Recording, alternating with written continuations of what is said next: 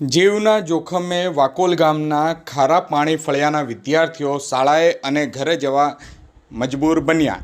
આ તારીખ 1/9/2025 સોમવારના રોજ સાંજે 5 કલાકે શાળા છૂટ્યા પછી જે એક વિડીયો સોશિયલ મીડિયામાં વાયરલ થયો હતો, જેમાં દાહોદ જિલ્લાના વાકોલ ગામના ખારા પાણી ફળિયાના બાળકો વર્ષોથી પુલના અભાવે આ જે ચોમાસાના ઋતુમાં જીવના જોખમે નદી પાર કરી અને શાળાએ જવા તેમજ પરત ઘરે આવવા માટે મજબૂર બન્યા છે। ડુંગરી ગામે હાઈસ્કૂલમાં અભ્યાસ અર્થે